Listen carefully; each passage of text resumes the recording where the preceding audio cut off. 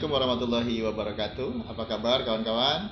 Ketemu lagi dengan saya di channel Berdesa. Saat ini kita masih berada dalam situasi pandemi.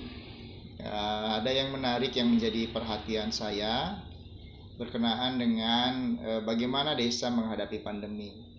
Kita sama-sama tahu pandemi ini mengejutkan semua pihak, bahkan menjadi sebuah ancaman yang sama sekali tidak pernah kita prediksi.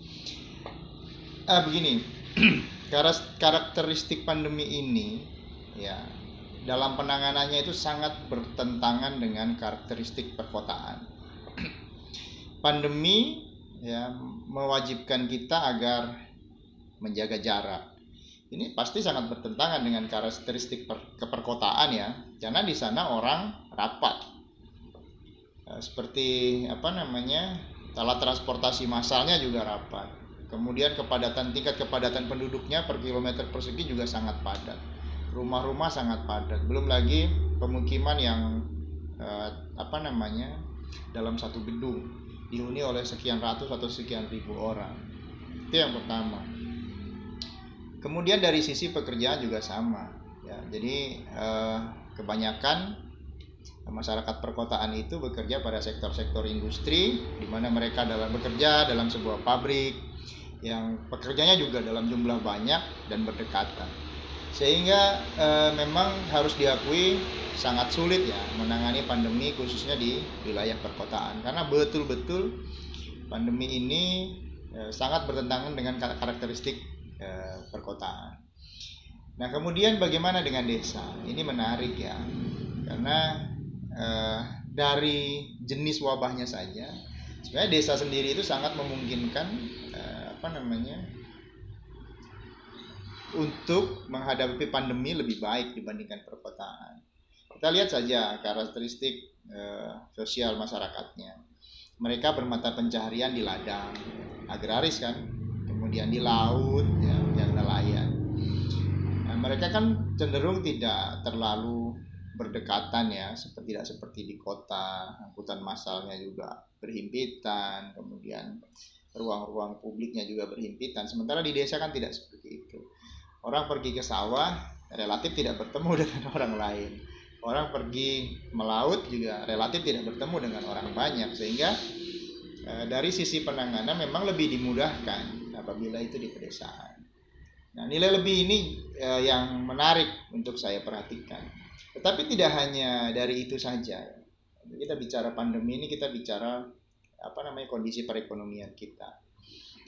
Coba bisa dibayangkan berapa kerugian kita dari sektor ekonomi. Pabrik-pabrik ya, industri-industri di perkotaan banyak sekali yang tutup. Bahkan banyak sekali korban PHK atau dirumahkan. Kemana mereka kembali? Ya kembali ke desa. Ya, kembali ke desa. Kebanyakan kembali ke desa. Saya tidak pernah membuat penelitian tentang ini, tapi saya hanya memotret keadaan yang saya lihat. Gitu. Banyak korban-korban PHK yang akhirnya kembali ke desa, ya, datang ke rumah orang tuanya, kembali menggarap kebun, menggarap sawah. Banyak, saya perhatikan seperti itu. Artinya apa? Artinya memang sebenarnya kekuatan ekonomi kita itu justru ada di desa-desa.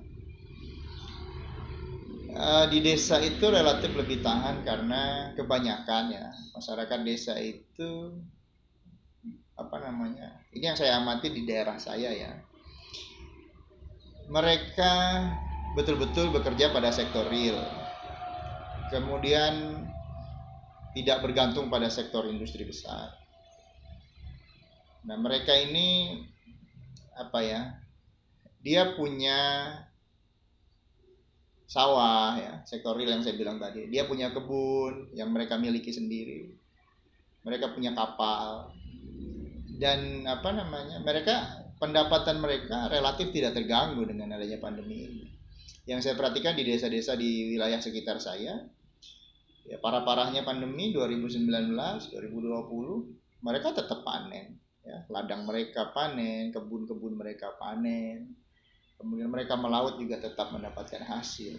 Ya memang pertumbuhan ekonominya tidak sepesat di kota dengan industri ya, uang yang beredar begitu banyak, tumbuhnya begitu cepat. Tapi kalau kita bicara ketahanan ekonominya, saya yakin desa jauh lebih unggul daripada perkotaan.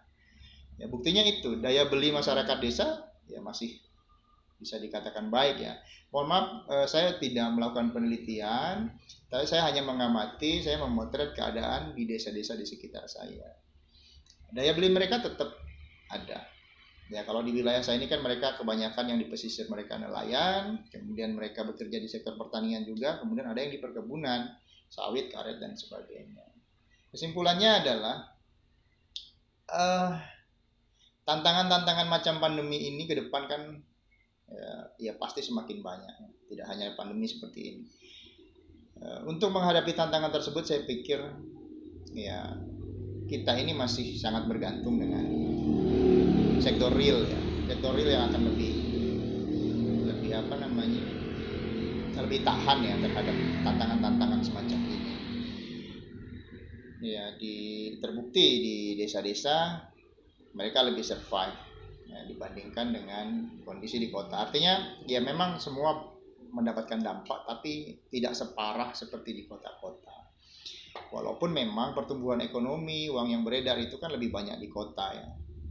Tapi di desa walaupun tidak secepat di kota pertumbuhannya, tapi mereka tetap tumbuh dan relatif tahan terhadap pandemi ini. Ini ya bolehlah kalau teman-teman yang punya teori atau sudah melakukan penelitian dan ternyata hasilnya terbalik dengan apa yang saya potret, ya bisa di-share, bisa dikritisi. Mungkin itu teman-teman ya. Jadi tadi kembali ke kesimpulan, ya saya sendiri secara pribadi berharap desa-desa ini akan terus ada. Tidak usah kita rubah semua menjadi kota, tidak usah kita hanya bergantung pada sektor industri, sektor jasa, tapi sektor-sektor real yang memang bergerak di desa itu saya berharap tetap bisa dipertahankan ya, karena memang itulah kekuatan ekonomi kita, itulah kekuatan kita. Demikian apa yang bisa saya sampaikan. Terima kasih ya, mohon maaf kalau ada yang salah-salah dan dadah.